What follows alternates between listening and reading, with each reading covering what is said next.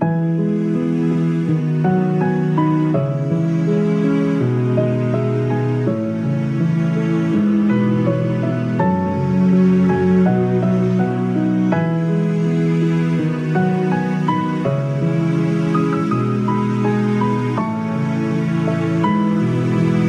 శక్తిగల నామంలోనే ప్రార్థించి వేడుకుంటున్నాం తండ్రి, ఆమేన్.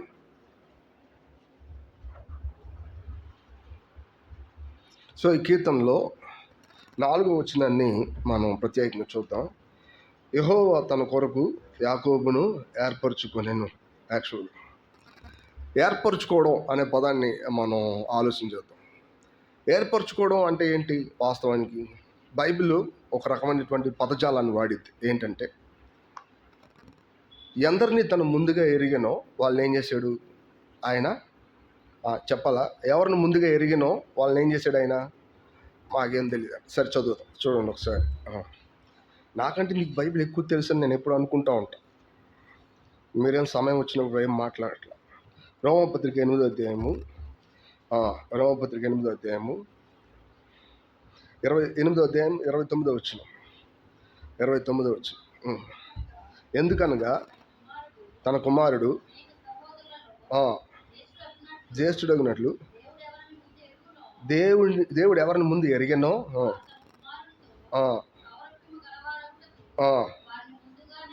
వారిని ముందుగా నిర్ణయించాడు.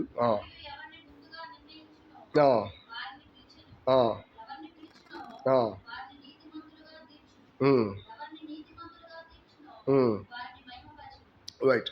ఇందులో ఏర్పాటు చేయడం అనే పదం ఏం లేదు. కానీ వాస్తవానికి ఇక్కడ అర్థం ఏంటంటే, మీరు గమనించండి, ఎంతమందిని ముందుగా ఎరిగారో వారిని నిర్ణయించాడు. ఎవరిని నిర్ణయించాడు? వారిని పిలిచాడు. ఎవరిని పిలిచాడు? వారిని నీతిమంతులుగా చేశాడు. ఎవరిని నీతిమంతులు చేశాడు? వారిని ఏం చేశాడు? మహిమపరిచాడు. మహిమపరవడం అనే పదానికి అర్థం ఏంటంటే, మహిమపరచడం అంటే వాస్తవానికి మహిమ అనే పదానికి ఎప్పుడు నేను ఒక అర్థం చెప్తానే ఉన్నా. మహిమ అంటే ఏంటి మహిమ అంటే?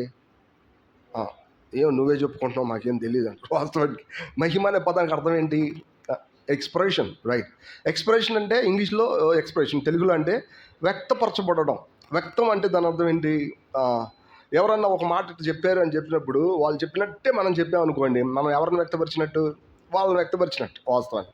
సో ఇప్పుడు దేవుడు మహిమపరిచాడు అంటే దాని అర్థం ఈ భూమి మీద ఆయన ప్రజల్లో నుంచి ఆయన బయటికి రావడం. అది దాని అర్థం ఒక మాటలో. ఇది దేవుడి యొక్క ప్రణాళిక.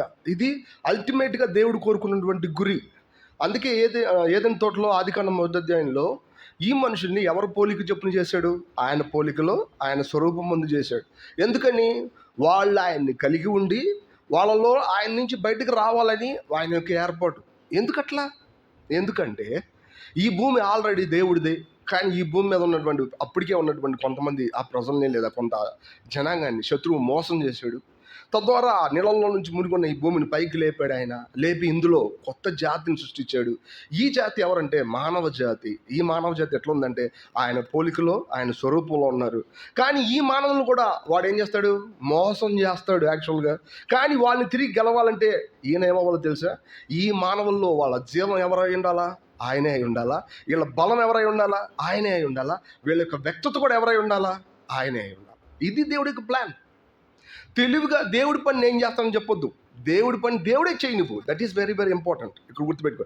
ఎందుకంటే ఆయన దేన్నైతే కట్టడో దాంట్లో ఆయన వచ్చి నివాసం చేయడు. There is no doubt. ఎటువంటి సందేహం లేదు. ఆయనకి తెలుసు ఇవన్నీ టెంపరల్ అని ఆయనకి బాగా తెలుసు. అది మనకు తెలియదు ఆ సంగతి. అందుకనే నేను చక్కగా ఇది కడతాను అది కడతాను మనం అనుకుంటాం. యాక్చువల్గా సంగతి అంతా ఒకటే. ఏర్పాటు అనే పదానికి అర్థం ఏంటో తెలుసా? మహిమపరచబడడానికి ముందు వీళ్ళు ఒక ట్రైనింగ్ పీరియడ్లో ఉంటారు. ఈ ట్రైనింగ్ పీరియడ్లో ఆయన వాళ్ళని ఏం చేస్తారంటే వాటిని సిద్ధపరుస్తూ ఉంటాడు. ఒక సడన్ టైం వచ్చేది, ఒక ఖచ్చితమైన సమయం. ఆ టైంలో ఇక వాళ్ళలో నుంచి ఆయన బయటికి వెళ్ళిపోతూ ఉంటాడు. బయటికి వెళ్తూ ఉంటాడు. ఆయన వాళ్ళని మహిమపరచడానికి ముందు ఆయన ఏం చేస్తాడంటే ఏర్పరుస్తూ ఉంటాడు. ఏర్పరిచినప్పుడు ట్రైనింగ్ పీరియడ్లో వాళ్ళని ట్రైన్ చేస్తూ ఉంటాడు. యాక్చువల్గా ఇది మనకు అర్థం అవ్వాలి. నిజానికి ఇంతకుముందు చెప్పుకున్నట్టు అబ్రహాంని ట్రైన్ చేయాలి, ఇస్సాకుని ట్రైన్ చేయాలి, వాళ్ళ తర్వాత యాకోబుని ట్రైన్ చేయాలి. కానీ ఇక్కడ ఏం చెప్పబడింది? ఇక్కడ మనం చదువుకున్న భాగంలో ఏం రాయబడింది? ఒకసారి చదువుదాం. చూడండి అక్కడ ఏం రాసింది అసలు. తన కొరకు యాకోబుని ఏర్పాటు చేసుకుని. ఎందుకని ఆయనకి అంత ప్రత్యేకంగా రాశారు? అబ్రహాం గురించి చెప్పొచ్చు కదా. ఆయన లేకుండా ఇస్సాకు లేకుండా యాకోబు ఉన్నాడా? లేడు. హెబ్రీయులకు రాసిన పత్రిక రాసి ఉంటుంది, ఏమని తెలుసా? అబ్రహాము మరి దశంభాగాలు మెల్కీసెదెకుకి ఇచ్చినప్పుడు ఆదికాండం 14వ అధ్యాయంలో యాజకుడు వచ్చాడు, నిరంతరం యాజకుడు అయిన మెల్కీసెదెకు వచ్చాడు. ఈ మెల్కీసెదెకు రొట్టె ద్రాక్షరసం ఇస్తే ఈయన ఏం చేశాడు? ఆయనకి దశంభాగాలు ఇచ్చాడు. ఎవరికి ఇచ్చాడు? సంఘ పెద్దలకు ఇచ్చాడా? ఎవరికి ఇచ్చాడు? వాస్తవాన్ని ఎవరికి ఇచ్చాడు? యాజకుడికి ఇచ్చాడు. గుర్తుపెట్టుకోండి. నేనేమైనా మాట రాశాను అట్లా? మీరు అట్లా చెప్తారండి నేను మీ బైబిల్ ఏమైనా రాశాను నేను? మీరు చదవండి కావాలంటే. ఆదికాండం 14వ అధ్యాయంలో దశమాంసాలు ఎవరికి ఇచ్చారంటే ఆయనకి ఇచ్చాడు. పౌలు ఏమన్నాడు తెలుసు అండి? వాస్తవానికి అబ్రహాం ఇవ్వగానే అబ్రహాం కడుపులో ఉన్న లేవి కూడా ఏం చేశాడంట? దశమాంసాలు ఆయనకి ఇచ్చాడు అని రాసింది యాక్చువల్. అంటే అర్థం ఏంటి? అబ్రహాం లేకపోతే ఎవరు లేరు? లేవి లేడు, ఇది దాని అర్థం. సో అట్లనే ఇప్పుడు వాస్తవానికి అబ్రహాం లేకపోతే యాకోబు కూడా ఏముండడు. కానీ దేవుడు తన ప్రణాళికలో ఒక్కొక్కరిని ఒక రకంగా వాడుకుంటున్నప్పుడు చిట్ట చివరిగా తను మహింపరచడానికి ముందు ఎవరికి మొదటి స్థానాన్ని ఇచ్చాడు తెలిసే? ఒక నేషన్కి మొదటి స్థానాన్ని ఇచ్చాడు. నేషన్. గమనించండి, ఆది కాండంలో ఆదాంతో దేవుడు యొక్క బిగినింగ్ ఉన్నప్పటికీ కూడా ఆ బిగినింగ్ని పక్కన పెట్టి మళ్ళా ఎవరితో బిగిన్ చేశాడు? ఆయన అబ్రహాంతో బిగిన్ చేశాడు. కానీ అబ్రహాంతో కూడా బిగిన్ చేసినప్పుడు ఇక్కడ 2 బిగినింగ్లు ఉంటాయి. మళ్ళీ ఏంటో తెలుసా? అబ్రహాము ఒక బిగినింగ్ అయి ఉండొచ్చు, అట్ ద సేమ్ టైం మీరు చూడండి ఒకసారి ఆ నిర్గమకాండం 19వ అధ్యాయం 6వ వచనం మనం చదువుదాం. నిర్గమకాండం 19:6.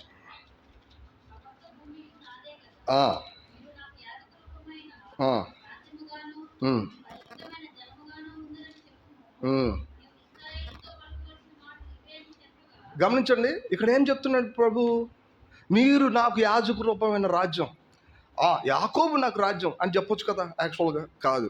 యాకోబు తర్వాత వచ్చినటువంటి పేరు ఇంకొకటి ఇస్రాయేలు. ఇస్రాయేల్ అనేది ఇది సంథింగ్ నాట్ సింగులర్, బట్ అది ప్లోరల్. ఒక మాటలో అది ఒక నేషన్కి సంబంధించిన విషయం. నిజమే, ఇస్రాయేల్ అంటే ఒక మాటలో రాజకుమారుడు అని అర్థం, ఒక మాటలో ప్రిన్స్ అని అర్థం ఒక మాటలో. సో విషయం ఏంటంటే వీళ్ళు యాకోబుకు సంబంధించిన విషయం అట్లా ఉన్నప్పటికీ తర్వాత యాకోబు ఎంతమందిని కన్నాడు? 12 మందిని కన్నాడు. గమనించండి, ఈ 12 మంది ఇశ్రాయేలు జనాంగాన్ని మొత్తానికి మూలాలు ఒక మాటలో. వీళ్ళందరూ కూడా దేవుడి యొక్క ప్రణాళికని మోసుకెళ్ళడానికి కావాల్సిన ఏర్పాటు. అందుకనే ఒక మాటలో నూతనమైన యెరూషలేములో ఆ పునాదుల పైన ఉన్నటువంటి 7 ద్వారాల మీద రాసుంది. ఏం పేర్లు రాసున్నాయి? ఇశ్రాయేలు యొక్క 12 గోత్రాల యొక్క పేర్లు రాసున్నాయి. గమనించండి, వాళ్ళు ఎన్నటికీ తప్పిపోరు. వాళ్ళే ఆయన యొక్క నిజమైనటువంటి ఆయన ప్రణాళికని మోసుకొని వెళ్తూ ఉంటారు. ఈ విషయాన్ని అర్థం చేసుకోవాలి. కానీ ఇక్కడ మనం అర్థం చేసుకోవడం ఏంటంటే ఆయన ఏర్పాటు చేసుకున్నప్పుడు ఆ విధానం ఎట్లా ఉంటుందంటే తనలో ఉన్నటువంటి పాప స్వభావాన్ని అతను ఏమాత్రం నమ్మకుండా ఉండే నిమిత్తం అతన్ని డీల్ చేస్తూనే ఉంటాడు ఆయన. ఎందుకంటే ఈయన ఏం చేశాడు? యాకోబుని ఏర్పరుచుకున్నాడు. ఏర్పరచుకున్న ప్రజలకు ఎప్పుడు దేవుడు చేసే పని ఇదే. తన లోపల ఉన్న పాప స్వభావం వల్ల కలిగిన ఏ పనినైనా తీసి పక్కన పడేస్తాడు. దాన్ని అవమానిస్తాడు ఆయన. ఎటువంటి నీచంగా చూస్తాడు దాన్ని. ఈ మనుషుల్ని అవమానిస్తాడు ఆయన. ఎందుకో తెలుసా? ఇది కాదు నేనంటే వేరే. వాస్తవాన్ని నేను ఎవరో తెలుసా? నేను నా వలన కలిగిన బలం చేత నువ్వు ఉండాలనేది నా ఉద్దేశం. దానికోసం ఆయన మనల్ని ఎన్నోసార్లు ఓడిస్తాడు. యాక్చువల్గా చాలాసార్లు క్రైస్తవుల మధ్యలో ఈ సత్యం సరిగా అర్థం చేయబడలేదని చెప్పబడాలి. ఏంటో తెలుసా? వీళ్ళు పాపంలో నుంచి బయటకు వచ్చారు. అంటే ఒక మాటలో అబ్రహాం లాగా పాపంలో నుంచి బయటకు వచ్చారు. కానీ అదే సమయంలో అది మాత్రమే దేవుడు నమ్మేసుకోవడం అయిపోలా వాస్తవాన్ని. అటు తర్వాత కూడా దేవుడు ఏదైతే క్రీస్తు యేసు ప్రభు ఏదైతే చేసి ముగించాడో అది వాళ్ళ జీవితాల్లో అనుభవిస్తూ ఉన్నారు. అది ఊరకనే వాళ్ళకి వచ్చిందనే సంగతి కూడా తెలుసు. కానీ ఇప్పుడు వాళ్ళకి ఏదైతే ఆత్మ సంబంధంగా ఉందో తన జీవితంలో అనుభవించడానికి వీలుగా వచ్చినప్పుడు ఇక్కడ సమస్య వచ్చింది.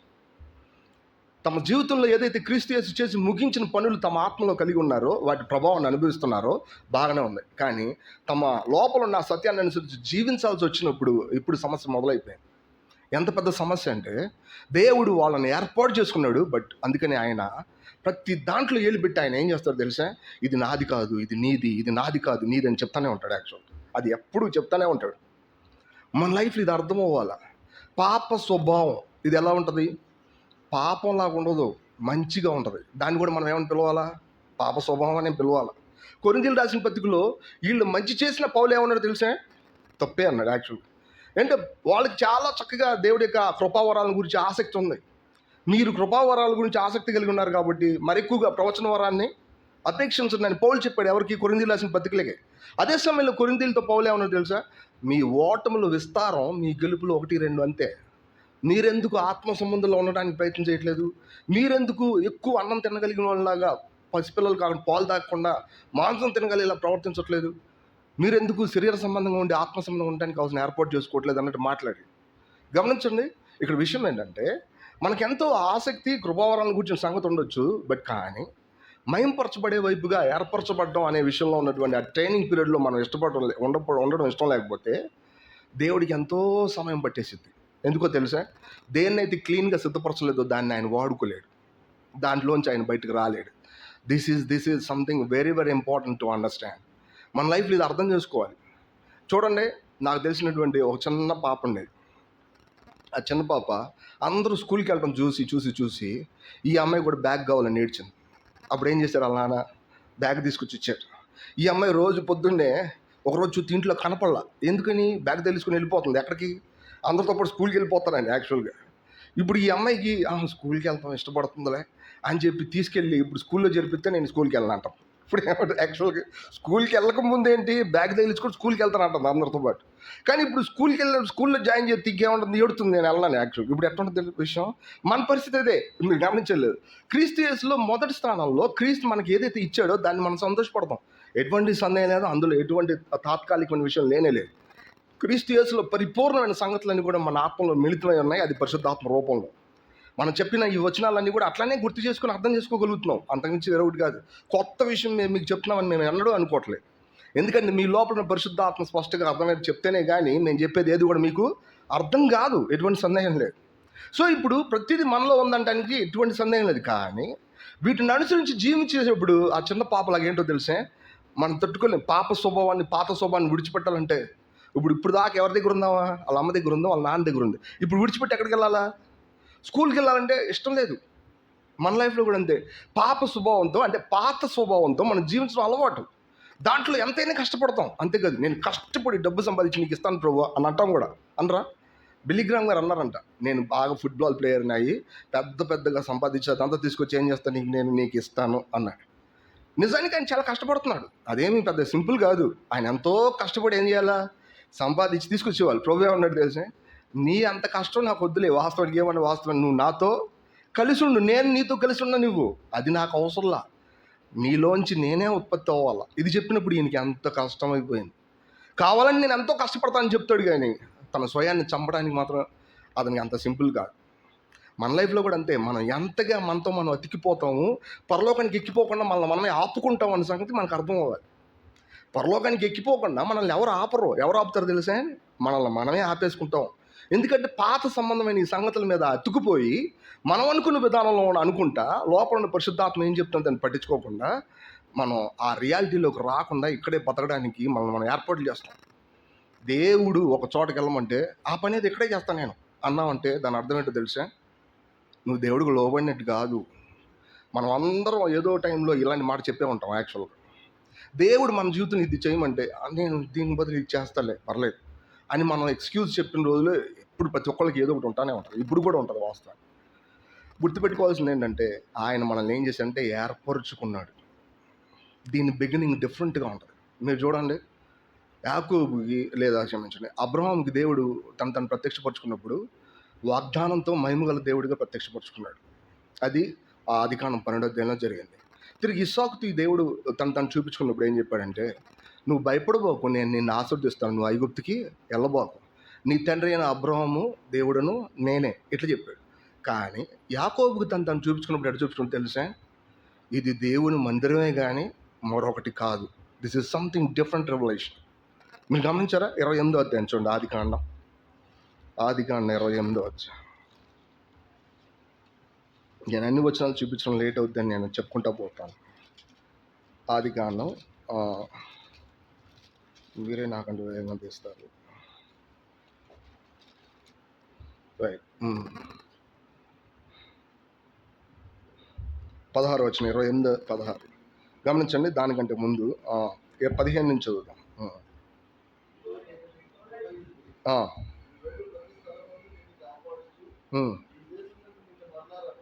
రైట్. 13వ వచనం కూడా చదువుతాం చూడండి. 13వ వచనం.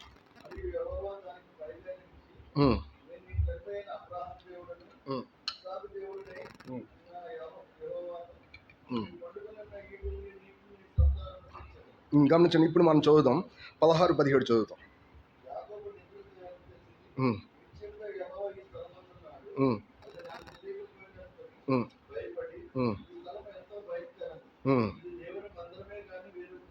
ఉమ్, ఉమ్, ఉమ్, ఉమ్, ఉమ్, ఉమ్. గమనించారా? చాలండి. యాకోబుకి దేవుడు తను చూపించుకున్న విధానం అబ్రహాం చూపించిన దానికంటే కూడా, ఇస్సాకు చూపించిన దానికంటే కూడా భిన్నంగా ఉంది. మీకు అర్థమైందో లేదు. అంటే సత్యాన్ని కొంత దూరం వరకు యాకోబుకు తెలుసు అనుకున్నట్టు కొంచెం దూరంలో నుంచి మిగతాదంతా స్కిప్ చేసి ఇక్కడి నుంచి చెప్తున్నాడు. యాక్చువల్గా అబ్రహాం దేవుడు, ఇస్సాకు దేవుడు అనగానే వాళ్ళ ఎక్స్పీరియన్స్లన్నీ కూడా ఇక ఆ యాకోబుకు తెలిసినట్టే ఉంది. అట్లా ఉంది యాక్చువల్గా అక్కడ మాట. సో ఇప్పుడు యాకోబుకి దాని తర్వాత వచ్చే రెవల్యూషన్ అదేంటంటే మహిమపరచబడ్డానికి వీలుగా ఏర్పాటు చేసుకోవడం అంటే ఏంటో ఇక్కడ తెలపబడింది. యాక్చువల్ మహిమపరచబడ్డానికి ముందు ఏర్పాటు చేసుకోవడం అంటే ఏంటో ఇక్కడ అర్థమవుతుంది. ఇప్పుడు యాకోబుకి అర్థమైంది ఏంటో తెలుసా? నిశ్చయంగా యెహోవా ఈ స్థలమందు ఉన్నాడు. ఇది భయంకరం, ఇది నాకు తెలియకపోయిందే. నిజానికి ఆ ఊరి పేరు బేతేలు కాదు. ఆ ఊరి పేరు ఏంటి? లూజు. ఈయన ఎందుకు ఆ పేరు పెట్టాడు? నేను ఎనికేపాడు వచ్చి ఎనికేపాడు పేరు నచ్చలేదని చెప్పి వేరే పేరు పెట్టాను. ఎట్లా ఉంటుంది మీకు వాస్తవానికి? ఎనికేపాడు వచ్చి నేను ఒక నైట్ అంతా గడిపి ఎనికేపాడు నాకు నచ్చలేదు అందుకే చెప్పి వేరే పేరు పెట్టాను అనుకోండి, అసలు ఏమని అర్థం ఉంది అందులో? కానీ నిజానికి బేతేలు అని పేరు పెట్టింది ఎవరంటే యాకోబు. ఆ స్థలానికి ఉన్న ప్రతి పరిపూర్ణమైన దర్శనం ఎవరికి ఉందంటే ఆయనకు ఉంది. నేను ఇంకా ఈ భాగాన్ని చదివేటప్పుడు అనుకునేది ఏంటంటే, సరే దేవుణ్ణి చూసావు, అక్కడ చెప్పబడింది నీ తండ్రి అయిన అబ్రహాం ఇస్సాకు దేవుడు అని చెప్పాడు అని నీకు అర్థమైంది. కానీ వెళ్ళేటప్పుడు సరే అని వెళ్ళిపోవచ్చు కదా. ఈయన అక్కడ ఒక రాయి పెట్టి ఏం చేశాడు? దాని మీద నూనె ఇది ఆయన చేసిన తప్పు అనకూడదు యాక్చువల్గా, నేను చెప్తున్నా. ఎందుకంటే తర్వాత వచ్చిన కష్టాలన్నీ దీంట్లోంచి వచ్చినాయి. నూనె అనే పదానికి అర్థం ఏంటో తెలుసా? అండ్ కాన్సిక్రేషన్, తను సమర్పించుకోవడం, అది తన అర్థం ఒక మాటలో. నిజంగా దేవుడు ఇక్కడ ఉన్నాడు, but at the same time నేను కూడా ఎవరి చేతిలో ఉంటాను? ఆయన చేతిలోనే ఉంటాను, ఆయనకి తగ్గట్టుగా ఉంటానని తను సమర్పించుకోవడం, అది దాని అర్థం.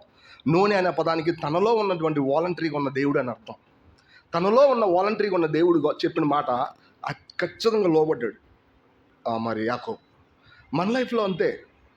చాలాసార్లు నేను అనుకుంటాను, ఇక్కడ దాకా ఎలా వచ్చానబ్బా? ఫస్ట్ దేవుడు నీకు చెప్పినప్పుడు నువ్వు నో అని చెప్పలా, ఏం చెప్పావు? ఎస్ అన్నావు. చూసావా? అదే ఇక్కడ దాకా నేనేం చేసింది? తీసుకొచ్చాను. మన లైఫ్లో దేవుడు మాట్లాడేటప్పుడు అది ఎంత కష్టం అని ఆలోచించకూడదు. నువ్వేది చెప్పినా నేను రైటే ప్రభువా, నువ్వు ఎట్ట చేసినా నాకు ఇష్టమే అని మనం చెప్పడం నేర్చుకోవాలి. అక్కడ చెప్పడం నేర్చుకున్నామా మనకు అర్థం కాదు ఏ రూట్లో వెళ్తామో. మనకి ఇష్టం ఉన్నది కూడా ఆ రూట్ నిజానికి, కానీ దేవుడు తప్పకుండా ఆ రూట్లో నడిపించడానికి ఒక నిర్ణయం చేస్తాడు ఆయన. అలా నిర్ణయం చేసాడా నిన్ను విడిచిపెట్టనే పెట్టడం. అక్కడ రాయబడింది, నేను నీతో చెప్పింది నెరవేర్చే వరకు నేను నిన్ను విడవను. ఆ పదానికి అర్థం ఏంటో తెలుసా? ఏ రకంగా నువ్వు జ్యేష్ఠత్వాన్ని పొందావో నాకు తెలియదు, కానీ జ్యేష్ఠత్వం నీకే ఇవ్వబడింది. అది నీకు దొరికే వరకు కూడా నేను నిన్ను విడవను. నిన్ను మహిమపరిచే వరకు, నిన్ను ఏర్పాటు చేసుకున్నటువంటి ఈ వాతావరణంలో నేను నిన్ను శుభ్రంగా ట్రైన్ చేస్తూనే ఉంటాను. ఆ ట్రైనింగ్లో నీకు ఎన్నో బలహీనతలు రావచ్చు, నువ్వెంతో కష్టపడవచ్చు, కానీ ఇది మాత్రం విడిచిపెట్టబడదు. మందిరాన్ని కూర్చొని దర్శనం, ఇట్ ఇస్ సంథింగ్ ఇంపార్టెంట్. మనం గమనించండి, మనం తిరిగి జన్మించాం, దేవుడిని నమ్ముకున్నాం. అంతేకాదు మనం చక్కగా దేవుడి మీద ఆధారపడి దేవుడి యొక్క సంగతులన్నీ అర్థం చేసుకొని అనుభవించగలుగుతున్నాం లోపల. కానీ బయటికి దాన్ని ఎక్స్ప్రెస్ చేయాల్సి వచ్చినప్పుడు, బయటికి దాన్ని వ్యక్తపరచాల్సి వచ్చినప్పుడు, సువార్త చెప్పాల్సి వచ్చినప్పుడు, దేవుడు పరిచయం చేయాల్సి వచ్చినప్పుడు నీకు ఎవరు కావాలో తెలుసా? అబ్రహాం దేవుడు సరిపోలా, ఇంకా ఇస్సాకు దేవుడు కూడా సరిపోలే. ఎవరు కావాలి అడిషనల్గా? యాకోబు దేవుడు కావాలి. ఈ యాకోబు దేవుడు నిన్ను బయటికి ఎట్ట తీసుకెళ్లాలో నీకు నేర్పుతాడు యాక్చువల్గా. అదే రోమపత్రిక 12వ అధ్యాయంలో చెప్పబడింది, ఇట్టి సేవ మీకు యుక్తమైంది. ఎందుకంటే మీరు దేవుని చిత్తం మీద తెలుసుకున్నట్లు మీ మనసు మారి నూతనం అవ్వటం వలన రూపాంతరం పొందండి. అంటే మీ మనసు పాత మనసు కాదు, కొత్త మనసులో క్రీస్తు ఎట్ట ఆలోచిస్తాడో అట్ట ఆలోచించడం. అదే సమయంలో చేయడానికి మీరు ఎట్ట ఉండాలో తెలుసా? మీ శరీరాలని సజీవ యాగంగా దేవునికి సమర్పించండి. అంటే అర్థం ఏంటి? మంచిగా ఉన్నటువంటి పునరుద్ధాన శక్తిగా ఉన్నటువంటి దేవుడికి లోపరుచుకున్నటువంటి ఆ బలాన్ని ఎక్కడ ఖర్చు పెట్టాలా? మందిరంలో ఖర్చు పెట్టండి. ఇట్టి సేవ మీకు యుక్తమైంది. మీరు గమనించండి, బేతేలుని కూర్చున్న దర్శనం సింపుల్గా, దేవుడు మందిరాన్ని కూర్చున్న సంగతి అదేం సింపుల్ కాదు. మనం చాలాసార్లు మందిరం అంటే ఒక క్రమం అనుకుంటాం. మందిరం అంటే కొంత పద్ధతి, 2 పాటలు, ఒక అరగంట వర్తమానం, ఆడి తర్వాత మనుషులందరూ ఆరాధన చేస్తారు, ఆడి తర్వాత మళ్ళీ ఇంకో వర్తమానం చెప్తారు, తర్వాత బలలో పాలు పొందుతారు, ఇది అనుకుంటాం. కాదు, ఇది కేవలం బయటకు కనబడే అపియరెన్స్ మాత్రమే. అసలైన విషయం ఏంటంటే క్రీస్తు మన మధ్యలో తిరగడం ఎడతెక్క. ఆయన మన నుంచి తిరగాలంటే మనం ఏం చేయాలి తెలిసే? మనలో ఉన్న పాత స్వభావాన్ని సిలువుకు అప్పచెప్పడం అనేది అలవాటుగా తెలుసుకోగలగాలి. మనలో ఉన్న పాప స్వభావం కాదు, పాత స్వభావం ప్రతిదీ, అది మంచిదైనా చెడ్డదైనా మనకు అర్థం అవ్వాలి. ఎన్నిసార్లు చెప్పినప్పటికీ కూడా చాలాసార్లు ఇదేంటో అనుభవంలో తెలుసుకోకుండా ఊరుకునే అబద్ధాలు చెప్పడం, లేదంటే ఊరికూరికనే మాట తిరిగేసి మాట్లాడడం, లేదంటే ఊరికూరికనే మనుషుల ముందు పాత స్వభావాన్ని చూపించడం, ఇవన్నీ చేయడం సర్వసాధారణం అయిపోయింది. యాకోబు దేవుడు అంటే ఏంటో తెలిస్తే అట్లా ప్రవర్తించడానికి మిక్కిలి భయపడతాం మనం. పాత స్వభావాన్ని బయట తీసుకురావడానికి దేవుడి మందిరంలో మిక్కిలి భయపడతాం. దేవుడు మనల్ని ఏర్పాటు చేసుకున్నాడు. ఆ వచనం ఒకసారి చదువుదాం. కీర్తన 135 4వ వచనం ఒకసారి చదువుదాం. కీర్తన 135 4.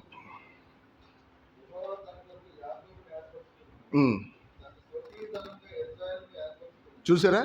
యాకోబు అనే పదాన్ని వెంటనే కింద ఇంకొంచెం టెక్నికల్గా మార్చి మాట్లాడుతున్నారు ఆత్మీయంగా. ఎట్లా మాట్లాడుతున్నారు తెలుసా? యాకోబే, బట్ కానీ ఇక్కడ ఏమయ్యాడు ఆయన? ఇశ్రాయేల్ అయిపోయాడు. ఇంతకుముందు ఏర్పాటు చేసుకున్నాడు, ఇక్కడ ఏంటో తెలుసా? స్వకీయ ధనం అయిపోయాడు. ధనాన్ని ఏం చేస్తారండి యాక్చువల్గా? ఖర్చు పెడతారు, గ్లోరీ చూపిస్తారు. యాక్చువల్గా ఇశ్రాయేలు దేవుడు ఇశ్రాయేల్ని ధనంగా ఎంచి ఇశ్రాయేల్ని ఖర్చు పెడతాడు. అది దాని అర్థం. మీరు గమనించారా? ఇశ్రాయేల్ని ఖర్చు పెట్టాడు. ఇప్పుడు ఇశ్రాయేల్ నుంచి ఎవరు రావాలా? ఇశ్రాయేలు దేవుడు బయటికి రావాలా. యాకోబు ఉన్న పాత స్వభావం కాదు రావడం బయటికి. పై సెంటెన్స్లో యాకోబుని ఏర్పరచుకున్నప్పుడు ఒక సర్టెన్ పీరియడ్లో సర్టెన్ ట్రైనింగ్ కూడా తీసుకెళ్తాడు ఆయన. ఆ ట్రైనింగ్ కూడా తీసుకెళ్ళినప్పుడు అతను నిజంగా విరిగి నలిగిపోయిన హృదయం కలిగినలాగా అతను బ్రేక్ చేస్తాడు ఆయన. అది ఆయనకి మంచిదే. కానీ అదే సమయంలో చిట్ట చివరికి ఆయన చేసిన పని ఏంటో తెలుసా? ఆయన్ని స్వకీయ ధనంగా ఖర్చు పెట్టుకుంటాడు. ఈ రోజుకి ఎందుకు యూదులు అంత ఫేమస్? నన్ను అడగనివ్వండి. ఈ రోజుకి ఎందుకు ఇశ్రాయేలుని చూసి మనం ఇంకేదైనా తెలుసుకోవాలంటాం? ఈ రోజుకి కూడా యెరూషలేమును ప్రేమించేవాడు వర్ధిల్లుదురు అనే పదం లిటరల్గా మాట్లాడినా తప్పు లేకుండా అనిపించింది అప్పుడప్పుడు. లిటరల్గా మాట్లాడినా, ఎందుకంటే దేవుడు లిటరల్గా ఎవరిలోంచి బయటకు వచ్చాడు? వాళ్ళలోంచే వచ్చాడు కదా. ఆయన కూడా యూదుల్లో ఒకటిగా ఒక కులానికి సంబంధించినట్టు మాట్లాడబడింది. యాక్చువల్ రేపొద్దున కూడా ఆయన 1000 ఏళ్ల పరిపాలన దేన్ని కేంద్రం చేసుకుని పరిపాలిస్తాడు? దాన్నే.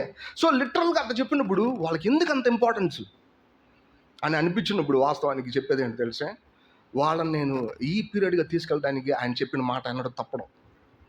వాళ్ళు ఎంత దుర్మార్గంగా ప్రవర్తించినప్పటికీ కూడా, పాత స్వభావాన్ని అనుసరించి మిక్కిలి దుర్మార్గంగా ప్రవర్తించి ఈయన ఎవరో మాకు తెలియదని చెప్పిన వాళ్ళు అయినప్పటికీ కూడా, సహోదరుల మధ్యలో ఇష్టం వచ్చినట్టు ప్రవర్తించినప్పటికీ కూడా వాళ్ళ సమయం ఎక్స్టెండ్ చేయబడితే కానీ వాళ్ళని కాదని అనుకోలేకపోయాడు ఆయన. ఇది చూస్తే మన కళ్ళమ్మ నీళ్ళు వస్తుంది తెలిసే. కొన్ని వందల సార్లు చెయ్యి ఇలా పిడికిలు బిగించి నువ్వెవడో నాకు తెలియదని చెప్పి తన పాత స్వభావాన్ని అనుసరించి మనుషులు ప్రవర్తించినప్పటికీ కూడా తిరిగి నేను నీతో చెప్పింది నెరవేర్చే వరకు నేను నిన్ను విడవను అనే పదం మన వెనకాల పట్టం చూసి మనం ఏడుస్తాం ఒకరోజు. మనకు అర్థం కాదు దేవుడి యొక్క మందిరం అంటే ఏంటో మనకు అర్థం కాకపోతే, ఏర్పరచుకున్నాం అనే పదం మనకు అసలు అర్థం కాదు. ఆ తర్వాత మహింపరచబడ్డం అనే పదం అసలు అర్థం కాదు. ఎన్నో సంవత్సరాలు అయింది దేవుడి యొక్క పనిలో లేదా దేవుడి యొక్క మందిరంలో seniority. They have lot of seniority. సువార్త చెప్పమని చిన్న మైక్ ఇస్తే చాలు, ఇక సువార్త చెప్పలేరు ఇక వాళ్ళు. ఎటువంటి తెలుసా? ఎట్టబడితట మాట్లాడి ఎందుకనంటే మాట్లాడుతున్నారు.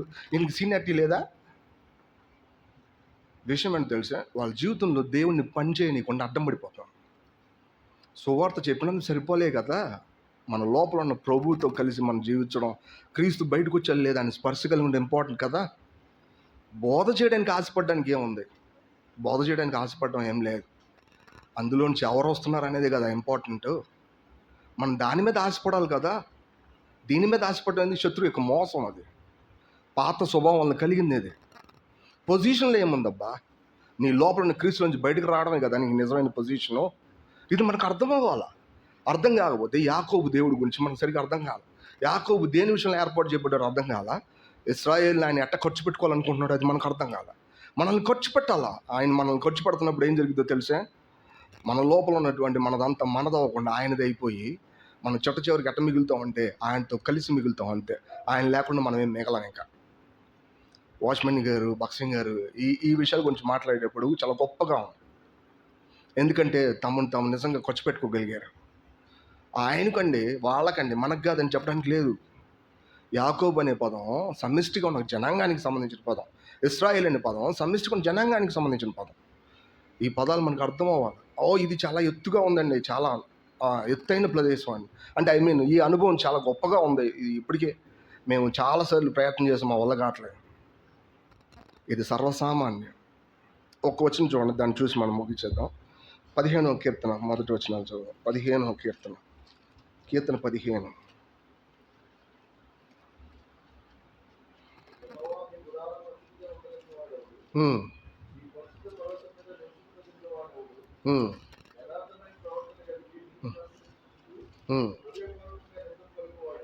గమనించారా? యెహోవా నీ గుడారంలో అతిథిగా ఉండదగిన వాడు ఎవడు? గుడారం అంటే ఆయన ఇల్లే ఒక మాటలో, కానీ అది టెంపరల్ అని దాని అర్థం. ఒక మాటలో ఈ భూమి మీద సంఘం ఎప్పుడు కూడా ఎట్టుంటుంది? టెంపరల్గా ఉంటుంది. ఇది నిత్యమైన ప్లేస్ కాదు. ఈ సంఘం ఎక్కడికి వెళ్ళాలా? పైకి వెళ్ళాలా. వెయ్యాల పరిపాలనలో కూడా అది టెంపరల్గా ఉంటుంది, కానీ అక్కడ స్థిరపరచబడింది. దాని మేకులు దిగ్గొట్టబడతాయి, దాని యొక్క డేరా విస్తరించబడింది. అది దాని అర్థం. గమనించండి, నీ గుడారం అని చెప్పినప్పుడు ఇట్స్ టెంపరల్ అని అర్థం, అది చర్చ్ అని అర్థం. ఈ చర్చ్లో నీ నీ గుడారంలో అతిథిగా ఉండదగిన వాడు ఎవడు? నీ పరిశుద్ధ పర్వతం మీద నివసం. ఈ పరిశుద్ధ పర్వతం ఎవరు? ఆ గుడారమే. కానీ అందులో ఉన్న స్వభావం ఏంటంటే పరిశుద్ధత అని అర్థం. పరిశుద్ధత అనగానే పరలోక సంబంధమైన స్వభావం అని దాని అర్థం. ఉండదగిన వాడు ఎవడు? ఎవరు నిజంగా ఏర్పాటు చేయబడి ట్రైన్ అయిన అతను ఎలా ఉంటాడు? కింద రాసిన చూడండి దయచేసి. యథార్థమైన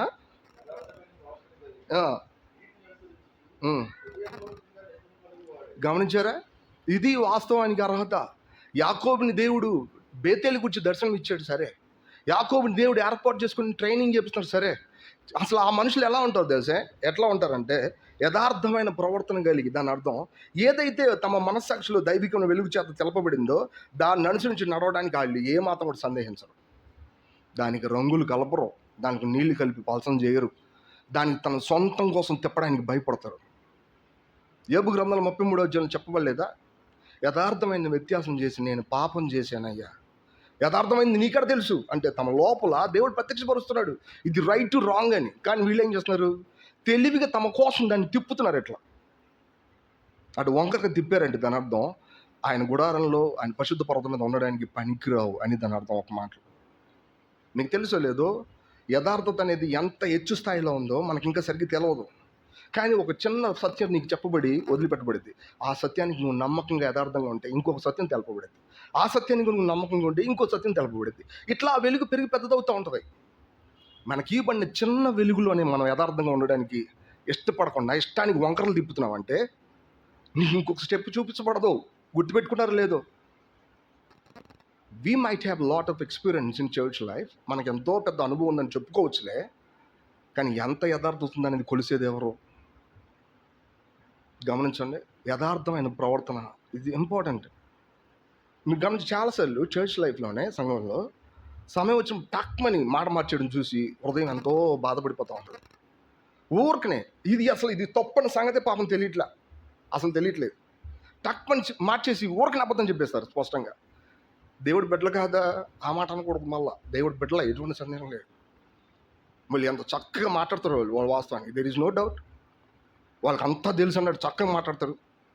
కానీ ఈ చిన్న విషయానికి ఎందుకు ఇంత చక్కగా అబద్ధం ఆడుతున్నారు? ఎందుకని?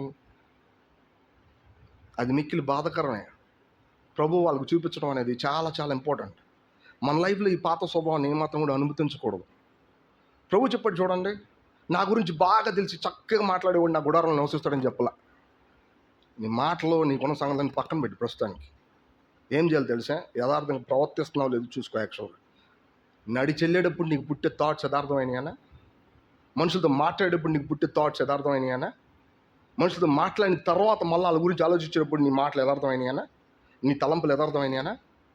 అట్లా లేకపోతే నువ్వు అనుకోవచ్చు మనుషుల ముందు నాకు అంత ఉంది, ఇంత బారు అని చెప్పుకోవచ్చు యాక్చువల్. కానీ దేవుడు నిన్ను అక్కడి నుంచి తోసిపడేస్తాడు. ఇట్లా ఎవరిని దోసేసాడు? ఫస్ట్ ఆయన వాడిని దోసేసాడు, పైనుంచి తోసేస్తాడు. There is no doubt. ఎందుకంటే ఆయన అట్టటోడు కాదు. చూడండి దయచేసి, యథార్థమైన ప్రవర్తన కలిగి నీతిని అనుసరించి నడుచుచు హృదయపూర్వకంగా నిజం పలుకువాడే. హృదయపూర్వకంగా పలకాల. అతను తప్పు చేసినప్పటికీ కూడా ఎస్ ఐఎమ్ ద పర్సన్, నేనేనండి ఆ తప్పు చేసింది. యాక్చువల్గా మీరు ఏం చేసినా పర్వాలేదు చెప్పగలగాల. అతడు అయ్యా హృదయపూర్వకంగా నేను చెప్తున్నా ఇది నేనే చేశాను. మీరు గమనించండి, మనం చాలా సింపుల్గా అసలు ఉన్న విషయాలు రికార్డుని పాడు చేయడానికి చూస్తారు వీళ్ళు దేవుడి బిడ్డలు అని చెప్పడానికి కష్టమే. గమనించండి, ఎందుకంటే దేవుడి బిడ్డలు దేవుని చూపుతారు, వీళ్ళు దేని చూపుతారు? పాత స్వభావం చూపుతారు. అటువంటిప్పుడు వీళ్ళని దేవుడి బిడ్డలను ఎట్టానాలా? దేవుడు ఉన్నతమైన దర్శనంతో ఆయన మనల్ని నమ్మి ఏ మంచి చెడు తెలియనప్పుడే మనకు చూపించుకొని ఇది రైట్ అని చెప్పి మనం దాన్ని రుజువు చేసి మన జీవితంలో ఇది నీదే నేనే అని చెప్పి గుర్తుపట్టేలా చేసి అందులో ఉన్న ఫోర్టేస్ రుచులు కూడా మనకు తెలియజేస్తే వీటిని అనుసరించి నడవకుండా పాత స్వభావం నుంచి నడవడానికి హృదయపూర్వకంగా మన హృదయాన్ని సరి చేసుకుని చక్కబెట్టాడు పక్క తిప్పుకున్నామంటే నేనేమని పిలవాలి? ఆయన యాక్చువల్గా పడిపోయిన దేవదూత అని పిలవాలి, అంతకుమించి వేరే దారి లేదు. ఎందుకో తెలుసా? వాడికి తెలుసు, దేవుడు తెలీదా? యెహోవా అని ఆయన దేవుడు అని సంగతి ఆడికి తెలీదా? తెలుసు. ఆయన చెప్పింది ఆలస్యంగా అయినా సరే జరిగిద్దని సంగతి ఆడికి తెలీదా? ఆయన చెప్పిన మాట ఎప్పటికీ వెనక్కి రాదు, తిరిగి అది సంపాదించి తిరిగి చేయబడిద్ది. ఎంత లేట్ అయినా పర్వాలా, ఆయన చేస్తాడు ఖచ్చితంగా అని తెలీదా? అయినప్పటికీ వీడు ఏమన్నా ఆయన ప్రజల్ని పాడు చేయకుండా ఉంటున్నాడా? పాడు చేస్తానే ఉంటున్నాడు వాడు. సమయాన్ని పొడిగిద్దాం కొంచెం పర్వాలేదు అంటున్నాడు. చూడండి వాడి తలాంపు ఎలా ఉందో. సమయాన్ని ఏం చేస్తాడంటాడు? ఈ ప్రజలందరినీ పాడు చేసి సమయాన్ని పొడిగిస్తాడు, జడ్జిమెంట్ని లేట్ చేస్తా అంటున్నాడు వాడు. ఎట్లాంటి ఆలోచనలు దేవుడి ఇంటి మీద నుంచి లేదా గుడారంలో నుంచి, ఆయన పరిశుద్ధ పర్వతం నుంచి మనకు స్థానం లేకుండా చేస్తాయి. హృదయపూర్వకంగా నీతిని అనుసరించి నడుచు. ఈ పదం చాలా ఇంపార్టెంట్. అంటే దేవుడు వలన కలిగిన దాన్ని బయటపడడమే కానీ నీకేది తెలుసో అది కాదు. ఇది చాలా చాలా ఇంపార్టెంట్. మిక్కిలి వణుకుతో, ప్రభువా నేను చెప్పేది నాదైపోద్దేమో, దయచేసి నన్ను క్షమించండి, దయచేసి మీరు సాయం చేయని చెప్పి లోపల వణుకుతో ప్రభువుని వేడుకోవాలా. నా సహోదరులే చెప్పేది నాకు అర్థమవుతుంది కూడా. వెనుకప్పటికి దారి ఎట్టన్నారు నాకు తెలీదా? ఎట్టెళ్ళాలో? అయినప్పటికి కూడా నేనేం చేయాలి? ప్రభువా ఎట్ట చెప్పాలో నాకు తెలియదు, ప్లీజ్ జాగ్రత్తగా చెప్పండి నాకు సార్. లేకపోతే వాళ్ళు ఏమవుతుందో తెలుసా? ఈ మైనోటి బోడి గన్నవరం పోతారు. అప్పుడు ఏం జరిగిద్ది? ఈరోడే బ్రదర్ అని నేను చెప్తా, ఆయనకు అర్థమైపోద్దులే అన్నట్టు. ఈయన ఏం చేశారు? మీరు చెప్పారు కదా నేను గన్నవరం వెళ్ళిపోయాను, అక్కడి నుంచి అటు వెళ్ళిపోయానంట. తప్పు ఎవరు తప్పుడు? వాళ్ళు చేసిన తప్పు అయినా కానీ సరిగ్గా చెప్పకపోవడం ఎవరు తప్పు? దేవుడి యొక్క ప్రేమను బట్టి చూస్తే నా తప్పే. ఆయన ప్రేమిస్తూ ఉన్నాను నేను, నా సహోదరుడు ఆయన. ఆయనకి క్రీస్తులో నేను చూపించాలన్నప్పుడు, సహాయం చేయాలనుకున్నప్పుడు, నాలోంచి నేను సహాయం చేసినప్పుడు తప్పు అయిపోయింది, తప్పుగా అర్థం చేసుకోబడింది. నేను మళ్ళా సార్ చెక్ చేసుకొని మళ్ళీ ఫోన్ చేసి, బ్రదర్ మీరు ఎక్కడున్నారు, అట్లా కాదు బ్రదర్ ఇట్లా అని చెప్పి ప్రభు మీద ఆధారపడి చెప్పగలగడం మిక్కిలి అవసరం. తెలివిగా తప్పుదారి ధరిపించే వాళ్ళని ఏమనాలి మరి? ఇప్పుడు తెలివిగా వెనకే పడి అడ్రస్ అడిగితే పోరం కట్ట చెప్పే వాళ్ళని ఏం చేయాలా?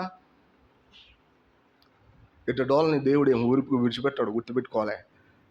అక్కడ రాసున్నది, ఎవడైనా దేవుడి మందిరాన్ని పాడు చేస్తే దేవుడు వాడిని పాడు చేయను. That's very very important. Bethel life ఎంత ఉన్నతంగా ఉన్నా దాని యొక్క ప్రాక్టీస్ మన జీవితంలో ప్రాక్టికల్ అంటే అభ్యాసయుక్తమైంది. చాలామంది పెద్దవాళ్ళు ఏం తెలిసే, వాళ్ళ ఇంట్లో రక్షించబడాల్సిన చాలామంది ఉన్నారు. సందేహం లేదు, ప్రతి ఒక్క ఇంట్లో కూడా రక్షించబడడానికి ఎవరో ఒకళ్ళు ఉంటానే ఉంటారు. వాళ్ళ మధ్యలో వీళ్ళు రక్షణ కావాలని చెప్పి ప్రార్థన చేసేటప్పుడు వాళ్ళ దగ్గరికి వెళ్ళి అడిగితే ఏమంటారు తెలిసే? ముందు వీళ్ళు సరిగ్గా ఉంటారండి, అందుకే మేము దేవుడు నమ్ముకోవట్లేదు వీళ్ళు చెప్తారు. ఎవరి మీద చెప్తారు తెలిసే? మనమే చెప్తారు వాళ్ళు. అప్పుడు ఒక్కసారి స్టన్నింగ్. నేను ఇంకా ఏదో చేసుకోవాలి. నా జీవితంలో నేను నేర్చుకున్న ఫస్ట్ విన్న ఆ పదం, నేనే నా కారణం. నా లైఫ్లో నేనేం చేయాలా? నిజంగా స్పిరిచువాలిటీ అంటే ఏంటో ప్రజెంట్ చేయాలా. లేకుండా స్పిరిచువల్గా ఉండు ఎంత చెప్తే జరుగుద్ది? జరుగుతుంది. నాకు అర్థం అవ్వాలా. నిజంగా స్పిరిచువల్ అంటే ఏంటో నాకు అర్థం అవ్వాలి. అప్పుడు తేలిపోద్ది నిజంగా వీళ్ళు దేవుడి బిడ్డలా కాదా అని. ఎందుకో తెలుసా? అప్పుడు వీళ్ళు దేవుడు నమ్ముకోకపోయినా దేవుడి ప్రణాళిక లేదని చెప్పొచ్చు ఈజీగా. కానీ ఉండాల్సింది స్పిరిచువల్గా ఉండాల్సిన అవసరం మాత్రం మందం. యాక్చువల్గా ఎటువంటి సందేహం లేదు. ఈ భూమి మీద మన ప్రభువుని యేసుక్రీస్తు తిరిగినప్పుడు దేవుని కుమారుడికి తిరగల, తప్పు చేయని ఒక మానవుడికి తిరిగాడు ఆయన. ఆయన తండ్రి యొక్క దేవుడి మీద నుండి విశ్వాసం వల్ల కలిగిన బలాన్ని ఉపయోగించాడు. దాన్నే ఆయన వాస్తవానికి ఖర్చు పెట్టాడు. నేను నా తండ్రి ఏకమై ఉన్నాము. ఆయన చెప్పింది కాకుండా నేను ఏది కొత్తగా చెప్పట్లేదు. ఆయన బోధించిన తర్వాత ఒక్కడే కొండ మీదకి వెళ్ళి ప్రార్థన చేసుకున్నాడు. ఎందుకని? మళ్ళా తిరిగి దేవుడు సహాయం చేసే వరకు ఆయన ఏం చేయడానికి ధైర్యం చేయట్లా.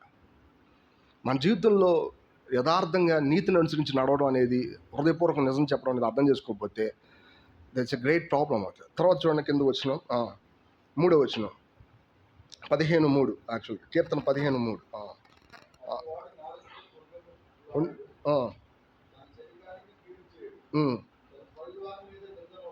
చూసారా?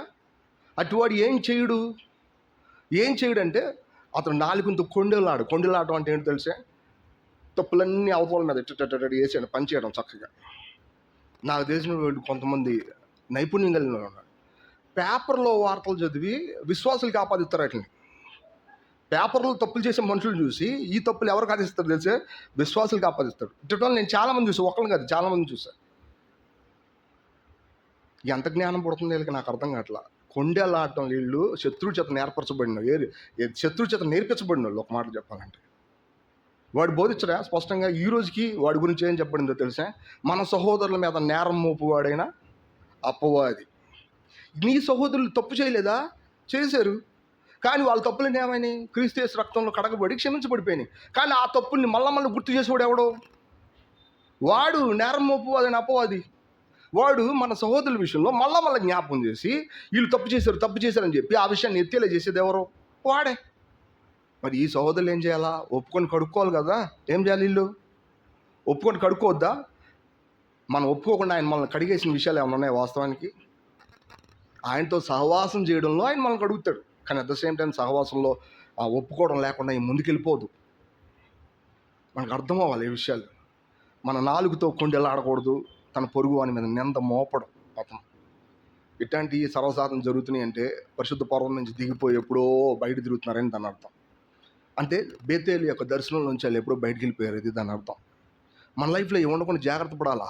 చాలా చిన్న మాటలే, సింపుల్గా. నేనేం రాసి పెట్టలేదు ఇక కీర్తన 15లో ఆయన రాశాడు, పరిశుద్ధ పర్వతం మీద ఉండాల్సిన వాళ్ళు ఎట్టనే ఉంటారు. ఎందుకని నేను అడుగుతాను? వ్యభిచారం చేసినోడు తప్పు అని చెప్పాలి కదా, అక్కడ దొంగతనం చేసినోడు తప్పు అని చెప్పాలి కదా, నరహత్య చేసినోడు తప్పు అని చెప్పాలి. ఈ తప్పులు కాదా? తప్పులేగా. ఎందుకు పొరుగువాడి గురించే రాశాడు? నాకు చాలా డౌట్ వచ్చింది యాక్చువల్గా. ఎందుకు పొరుగువాడి గురించే రాశాడు అక్కడ? వ్యభిచారం, అబద్ధం, నరహత్య ఇది బాయొచ్చు కదా, ఈ తప్పులే కదా. ఒక తిరిగి జన్మించిన విశ్వాసి వీటన్నిటితో అతనికి ఏమాత్రం సంబంధం ఉండదు పెద్దగా. అతనికి సంబంధం ఉండేది ఎప్పుడు పొరుగువాడితోనే. ఇది గుర్తుపెట్టుకోవాలి. నా పొరుగువాడు ఎవరో నాకు తెలియకుండా అతని మీద నేను కొండేలాడతా, అతని మీద నేను నిందన మోపుతా కూర్చున్నానంటే పరిశుద్ధ పర్వతం మీద నాకు చోటు లేదని చాలా క్లీన్. ఎవరైనా మన విషయంలో మనం తప్పు చేసినప్పుడు వెంటనే మీరు వచ్చి మీ పాపాలు ఒప్పుకొని కడిగేసుకోవాలా, లేకపోతే అది మరణం అవుతుంది. ఆ మరణం పెరిగి పెద్దదయ్యి మీకు తెలుసు లేదా, మరణాన్ని తీసుకొచ్చింది. మరణాన్ని తీసుకొచ్చింది. మరణం మరి ఎక్కువ తొందరగా మరణించేటట్లు ఆ మరణాన్ని మోసుకొచ్చింది. మనకు అర్థం కాలేదా ఈ సత్యం? తెలివిగా మేము అన్ని జాగ్రత్తలు తీసుకుంటున్నాం అనుకోబాకండి. మరణాన్ని మింగేసి ఆ రోజు మనల్ని కాపాడడానికి ఎవరు ఉండరు. ఇది నిజం. మనం అందుకనే తెలివిగా ప్రభు మీద ఆధారపడటం తప్ప వేరే దారి లేదు. నేను చాలాసార్లు ఈ మాట చెప్పినట్టున్నా. అప్పుడులో నాకు పెద్ద గాయం అయింది. నేను ఊరు వెళ్ళాను. ఆ ఊళ్ళో ఉన్నటువంటి ఆ లోకల్ చర్చ్ వాళ్ళు ఏం చేశారంటే ప్రేమతో నాకు గులాబ్ జామున్ పెట్టారు. ఏం పెట్టారు? గులాబ్ జామున్ పెట్టారు. నా పక్కన ఎదురుగా ఒక డాక్టర్ ఉన్నాడు. ఆయన కూడా గులాబ్ జామున్ ఇష్టపడే మనిషి. తమ్ముడు నేను తినకూడదు తమ్ముడు, షుగర్ ఉందంటే ఆ డాక్టర్ ఏమన్నాడు? తినకూడదు అని చెప్పాలి కదా. ఆయన ఏమన్నాడు తెలిసే? పర్లేదన్నా తినేయచ్చు మీరు. ఎందుకని? అరవిందం గారికి పెద్ద అందరికీ షుగర్ ఉంది, వాళ్ళందరూ 90 సంవత్సరాలు బతికారు. మళ్ళీ ఏమన్నాడు? 90 సంవత్సరాలు బతికారు, మీకేం బాధలేదు, మీకు దేవుడు మీకు. అసలు నాకు అర్థం కాలేదు ఈ మాట. అసలు డాక్టర్ ఏం చెప్పాలి? లెక్క ప్రకారం తినబాకండి, అది తింటే మీ గాయం తగ్గదు, యాక్చువల్గా దానివల్ల ఇబ్బంది అవుతుంది అని చెప్పాలి. ఆయన ఏం చెప్తానంటే డాక్టర్లు ఓడిపోయారన్నా అని చెప్తున్నాడు. ఏం చెప్తున్నాడు? డాక్టర్లు ఓడిపోయారన్నా, దేవుడే గెలిచాడని చెప్తున్నాడు ఆయన. వాస్తవానికి అది నిజం కాదా? అతను ఎంత ప్రాక్టికల్గా ఉన్నాడు. ఎందుకంటే తెల్లారు లెగిసి మందులు వేస్తారు కదా, ఎంతవరకు ఈ మందులు పనిచేస్తాయని ఆ గ్రహింపు ఎవరికి ఉంటుంది? ఆయనకు ఉంటుంది. ఎంతవరకు ఈ మందులు పనిచేస్తాయి? మందులు వేసుకోవద్దని నేను చెప్తాను అనుకోవద్దు, మందులు వేసుకోవచ్చు, కానీ బాగు చేసేది ఎవరు? ఆయనే. నా ఉద్దేశం అంత ఒకటే, ఆయన మీద మన దృష్టి నిలపకపోతే మనం తీసుకునే జాగ్రత్తలన్నీ కూడా అతి జాగ్రత్తలు అవుతాయి. మీకు తెలుసా లేదో, బైబిల్లో ఒక ఆయన ఉన్నాడు అబ్షాలోం అని. ఈ అబ్షాలోం ఎంత హ్యాండ్సమ్ ఉంటాడంటే అతనిలో చిన్న మచ్చ కూడా లేదంట. అతను ఒక మాటలో అంత తెల్లగా ఉంటాడు. అతని జుట్టు ఎంత బాగుంటుందంటే ప్రతి సంవత్సరం కూడా ఆ జుట్టు కొలిసిస్తాడంట. కట్ చేసినప్పుడు యాక్చువల్గా ఆ కొలిసినప్పుడు ఆ జుట్టు ఎంత వచ్చినప్పుడు దానికి డబ్బులు ఇస్తారు. ఎందుకంటే అంత స్పష్టమైన మంచి జుట్టు అది వాస్తవానికి. ఈ అబ్బాయి ఆ జుట్టుని ఎంతో ప్రేమించినందున యుద్ధ సమయంలో ఆయన మస్తకి చెట్టు కింద ఆ కంచరగాడి మీద వెళ్ళేటప్పుడు ఈ జుట్టు ఇలా లెగిసి దేన్ని పట్టుకుంది? ఆ చెట్టు కొమ్మను తగిలినప్పుడు నేనైతే ఏం చేస్తాను తెలుసా? పోతే పోయింది జుట్టు అని చెప్పి కత్తి తీసి ఇట్లా అంటాం లేదా? ఎవరైనా అంటారు యాక్చువల్గా. ఈయన అనడం ఎందుకో తెలిసే, ఈయనకి ప్రేమ దేని మీద? జుట్టు మీద ప్రేమ. జుట్టు మీద ప్రేమ ఉండి దాన్ని కట్టాడు. ఈ లోపల యోవాబు అని ఆయన వచ్చాడు 3 బాణాలు తీసుకొని. ఏం చేశాడు తెలిసే? దూరం చూసి కొట్టేశాడు. యాక్చువల్గా మన లైఫ్లో ఏది దేనికి సరైన దాన్ని ఇవ్వడం మన చేత కాకపోతే అతి జాగ్రత్త అనేది కూడా ఇటు పక్కనే ఉంటుంది. యాక్చువల్గా మనం అర్థం చేసుకోవాలి. పాయింట్ అంతా ఒకటే, నీ ప్రభుత్వం నీకున్న సహవాసం ఏంటి అనేది అర్థం చేసుకోలేకపోతే ప్రతిదీ తప్పు వైపు తిరుగుద్ది. తిరగడం మంచిదే, నిలబడేది ఆయన ఒక్కడు మాత్రమే. ఆయన మాత్రమే నిలబడాలి. పౌలు అనలేదా, ప్రభువును ప్రేమించని వాడు ఏమన్నాడు? ప్రభువుని ప్రేమించిన వాడు ఏమవ్వాలా? సరే చదువుదాం, చూడండి ఒకసారి. 1 కొరింథీ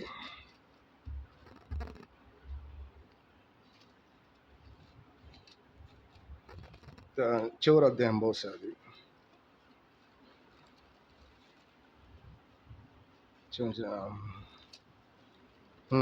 ఏం రాస్తుంది? ఎంత మాట అన్నాడు ఆయన? 22 వచ్చింది కదా, ఎంత మాట అన్నాడు ఆయన? ఎవడైనా ప్రభువుని ప్రేమింపుకుంటే వాడు ఎందుకు కొరింథీయులకు రాశారు తెలుసా? వాళ్ళే తెగ మిక్కిలి అపవిత్రమైన జీవితం జీవిస్తా, కొండేలాడతా, అబద్ధాలు చెప్తా, తప్పులని అనుకోకుండా, చక్కబెట్టుకోకుండా తిరిగి మేము దేవుడు పెట్టలేం అని చెప్పి తమ క్లెయిమ్ చేసుకుంటున్నారు. అట్లా ఉంటే వాళ్ళని ఏమన్నారంటే పౌలు యాక్చువల్గా, ఎందుకు మితిమీరిపోయిన మీ తప్పులు చూసుకోకుండా ఎట్లా ప్రవర్తిస్తున్నారు? ఎవడైనా ప్రభువుని ప్రేమించకపోతే వాడు శపించబడాలి అని చెప్పేశాడు. ప్రేమించే ప్రభు గురించి మాట్లాడే పౌలు ఎందుకు ఈ మాట రాశాడు? అది నిజమే. ప్రభువుని ప్రేమించకుండా ఈ లోకంతో పాటు కలిసి బతకాలన్నప్పుడు అది శపించబడేది కాకుండా మరి ఇంకేముంటుంది? ఇది మనకు అర్థం అవ్వాలి మన లైఫ్లో. మీరు గమనించండి, ఉన్నతమైన ప్రేమలో ఉన్నతమైన దర్శనం ఇవ్వబడింది. దానికి కావాల్సినటువంటి ప్రాక్టీస్లోకి వచ్చేసరికి మనం ఎక్కడ కనపడుతున్నామంటే చాలా బలహీనంగా కనపడుతుంది. ఇంకొంతమంది ఉన్నారు, వీళ్ళు పూర్తిగా బయట కనపడుతున్నారు. కానీ వీళ్ళిద్దరికీ కూడా దేవుడు ఇచ్చే సమయం ఏంటంటే చక్కబెట్టేసుకొని వెంటనే ఏం చేయాలి? మళ్ళా దేవుడి పరిశుద్ధ పర్వతం ఎక్కేయచ్చు. మనం బేతేల్లో ప్లేస్ కలిగి ఉండొచ్చు. మీకు తెలుసు లేదా, యాకోబుని మళ్ళా కొంచెం దూరం అయిన తర్వాత పద్దనరాము నుంచి రాగానే కణానికి వెంటనే నువ్వు బేతేల్ దగ్గరికి వెళ్ళు అని చెప్పి ఎవరు చెప్పారు తెలుసా? దేవుడు చెప్తాడు. నీకు ఇవ్వబడిన దర్శనం ఇది, బేతేల్ దగ్గరికి వెళ్ళు, అక్కడే దేవుడు నిన్ను ఆశీర్వదిస్తాడని చెప్తాడు. మన లైఫ్లో బేతేల్కి పక్కకి ఏమి ఉండలేము. ఎందుకంటే ఆయన మనల్ని ఏం చేశాడంటే ఏర్పరుచుకున్నాడు. ఈ పదం చాలా చాలా ఇంపార్టెంట్. ఏర్పరుచుకున్నాడంటే వీఆర్ ఇన్ ట్రైనింగ్. దయచేసి నువ్వు దానికి దూరంగా వెళ్ళబాక. ఒక పదం చెప్పి నేను ముగిచ్చేస్తాను. చూడండి, హెబ్రీయులు రాసిన పత్రిక 12వ అధ్యాయం. హెబ్రీయులు రాసిన పత్రిక 12వ అధ్యాయము 5-6 వచనాలు. 5-6 వచనాలు.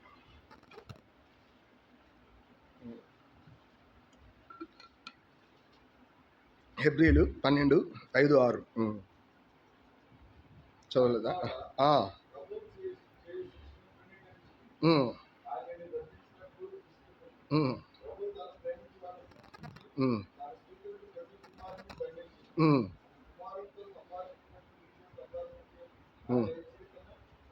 గమనించారా ఏం చెప్తున్నాడు? సామెతలో ఉన్న పదం ఇది యాక్చువల్గా. నా కుమారుడు, ప్రభువు ఇచ్చే శిక్షను నువ్వు తృణీకరించబాకు. ఆయన నిన్ను సరిచేయి. నువ్వు ఏ తండ్రి కూడా కుమారుని దండించకుండా ఉండడు. యాక్చువల్గా ప్రతిసారి ఏదో సమయంలో చిన్నగానే పెద్దగానే చేస్తూనే ఉంటాడు. అట్లా చేసేటప్పుడు నువ్వు దయచేసి ఆయన చేతిలోంచి జారిపోబాక. నిన్ను చక్కబెట్టుకునేలా నీళ్ళు శిక్షకు లోబడు, ఒప్పుకో, చక్కబెట్టేసుకో. అట్లా చేయడం వల్ల ఏమవుద్దో తెలుసా? ఆయన బలిష్టమైన చేతుల కింద కొన్ని రోజులు దేని మనసుకులు అయ్యిండు, తగిన కాలం ముందు ఆయన మిమ్మల్ని ఏం చేస్తాడు? హెచ్చిస్తాడు. పేతురు అలా అన్నాడు, తగిన కాలం ముందు ఆయన మిమ్మల్ని హెచ్చించినట్లు ఆయన బలిష్టమైన చేతుల కింద మీరు ఏమై ఉండాలా? దేన మనసుకులై ఉండండి. ఎంత చక్కటి మాట అది. మన లైఫ్లో మనం శిక్షకు లోబడుతున్నాం లేదా, లేదంటే మన లైఫ్లో ఉన్నటువంటి ప్రతికూలమైన సంగతులకు ఒప్పుకుంటున్నాం లేదని మనం అర్థం చేసుకోవాలి. ఎటువంటి సందేహం లేదు, మన జీవితంలోకి వచ్చిన ప్రతి విషయం వెనకాల దేవుడి యొక్క బలమైన హస్తం ఉంది. కానీ మనం జాగ్రత్త చూసుకోవాలి. ఉద్దేశపూర్వకంగా తప్పు చేస్తున్నామా, లేదంటే మన కళ్ళ ముందు తెలియకుండా జరిగిపోయిన పొరపాట్లు మనం ఉంటున్నామా, ఒప్పుకోకుండా మనం భయపడుతున్నామా, లేదంటే ఒక్క మాటలో ఒప్పుకొని చక్కబెట్టుకోవడానికి మన జీవితంలో నిజమైన విశ్వాసాన్ని చూపించలేనంత పిరుకోళమయ్యామా? ఇట్లాంటివన్నీ కూడా చూసుకోవాలి. ఇవన్నీ చూసుకొని ప్రభు సన్నిధిలో మనం చక్కబెట్టుకున్నామంటే ఆయన మెల్లగా ఆయనకు ట్రైనింగ్లో తీసుకొస్తాడు. పాప స్వభావాన్ని నమ్మలేనంత రీతిలో, దాని మీద ఇష్టపడలేనంత రీతిలో మనం తీసుకెళ్తాడు. యాకోబులో ఆయన తను మహిమపరుచుకుంటాడు. నా స్వకీయ ధనంగా ఇశ్రాయేలుని ఖర్చు పెట్టుకుంటాను అని చెప్తాడు. యాక్చువల్ సంఘం ఆయన ఖర్చు పెట్టుకుని ఆయన మనీ, ఆయన ఐశ్వర్యాలు ఆయన ఖర్చు పెట్టుకుంటాడు. ప్రతి ఒక్కళ్ళు ఖర్చు పెడతా ఉంటాం. రైట్, ఇటువంటి విధానంలో మనం ఉన్నాం. మనం ప్రార్థన చేద్దాం, మోకరిద్దాం.